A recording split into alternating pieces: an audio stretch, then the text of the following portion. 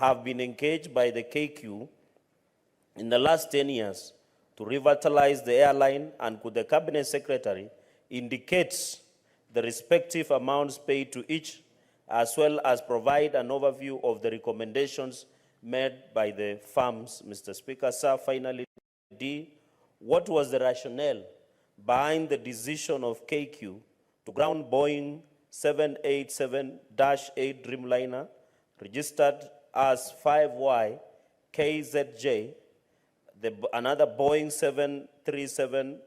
737-700, registered as 5Y KQH, KQH and KQG, that is 787-8, and could the Cabinet Secretary also explain why the option of converting this aircraft to cargo planes was not pursued, and identify the authority that approved the removal of parts from this aircraft? I thank you, Mr. Speaker, sir. Honorable CS, you may proceed to respond.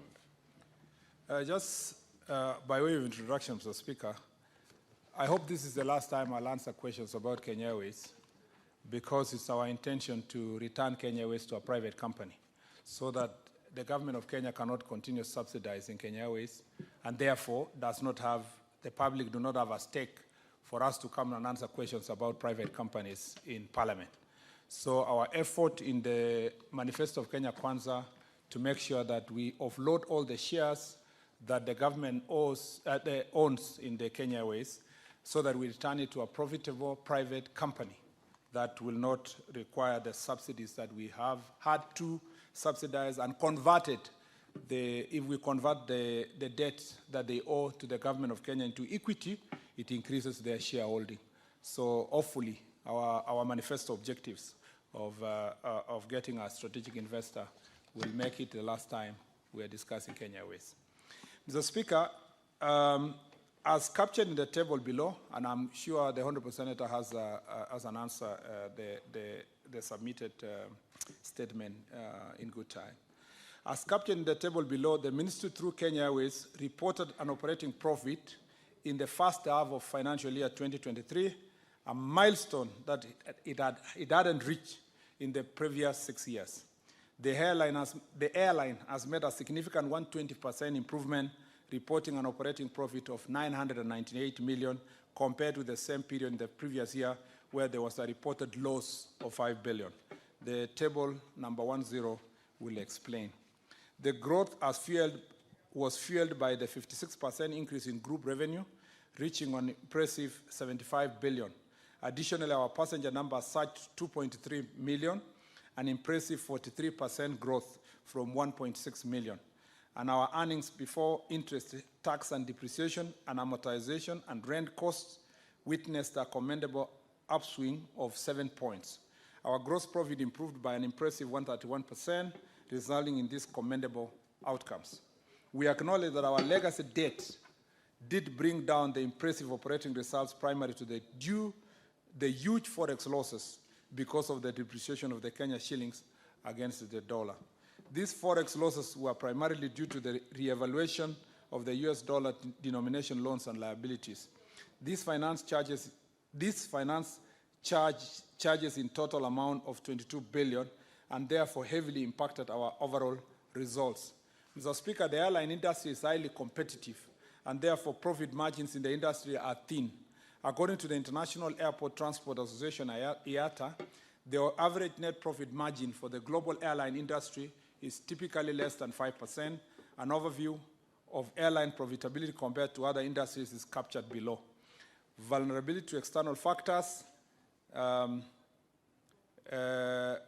Airlines are highly vulnerable to external factors that can impact the profitability, including fluctuations in fuel prices, currency devaluations, supply chain challenges, and geopolitical events.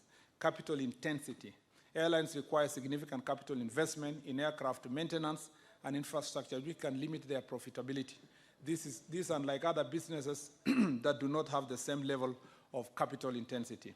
Cynicality. The airline industry is cynical and can be sensitive to economic cycles. During economic downturns, demand for air travel may decline, affecting airline profitability. Regulation. Airlines are subject to extensive regulation, including safety and security requirements, which can add operational costs. Competition. The airline industry is highly competitive, with many players operating in the market. Competition can lead to price wars and reduced profit margins. Operational challenges. Airlines face operational challenges, including maintenance, scheduling, and workforce management, which can impact cost and profitability.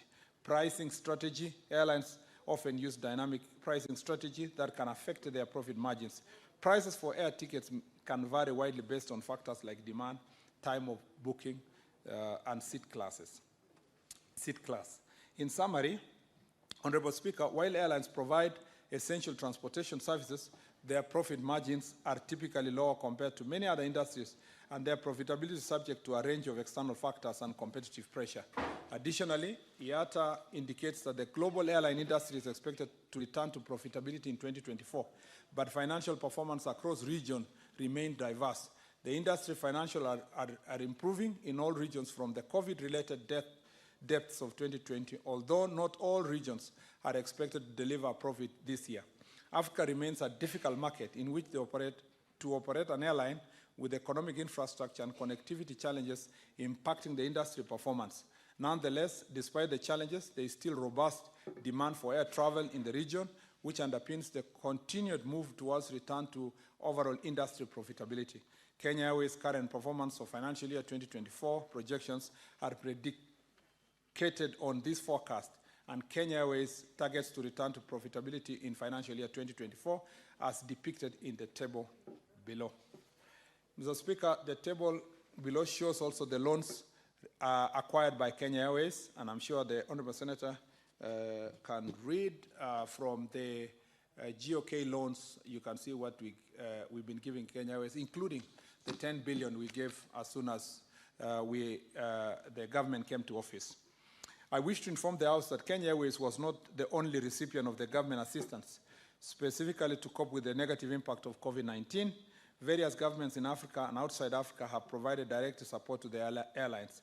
They include Senegal, $128 million, relief package for its tourism and air transport sector. Seychelles waived all landing and parking fees for the period from April to December 2020, and Cote d'Ivoire waived in tourism tax for transit passengers. In addition, other governments that provided fiscal support to their travel and tourism sectors are shown below.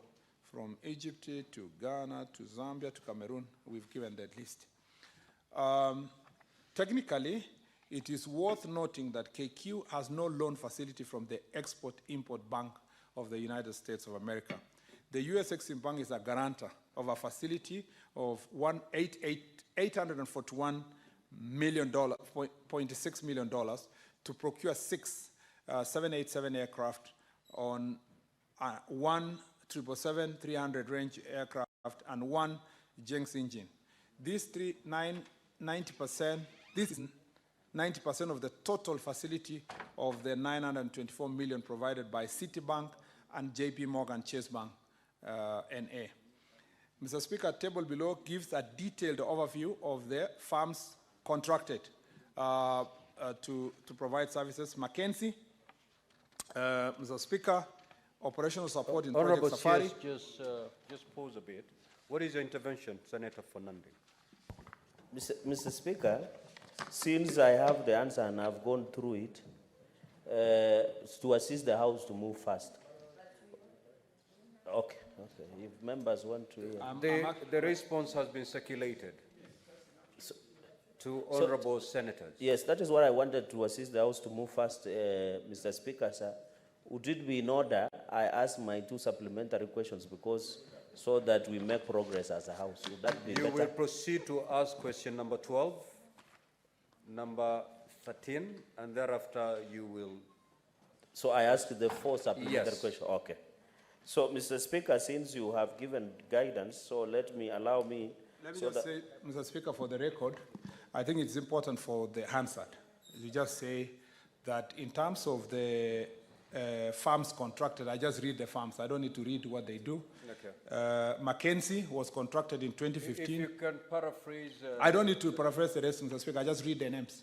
Great. Yeah, Proceed, Honorable the CS. farms contracted are 3. Mr. Speaker, for 2015 to 2016 is Mackenzie. For 2016, PJT Partners. And 2020, Seabury.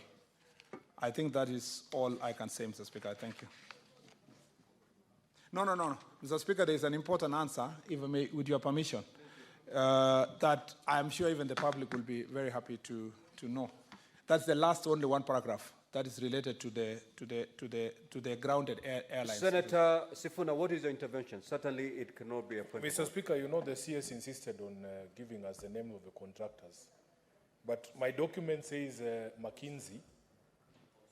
Yes, it says McKinsey here, Mr. Speaker, on the document. He has told us Mackenzie. I don't know if they are the same. Honorable CS, can you clarify that? Mr. Speaker,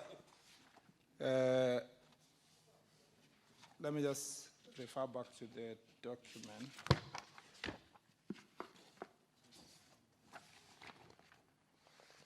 Yes, correct, it's McKinsey. Thank you, it's McKinsey. Because there is another firm called McKinsey, so that's where the... No, not the person. There's a firm called Mackenzie. Mr. Speaker, let me just... Mr. Speaker, I just want to read this statement regarding, there have been public debate about a plane that we donated, so it's important to read it for the record. KQ has not grounded any aircraft, 5YKZJ, which is as Boeing 787 Dreamliner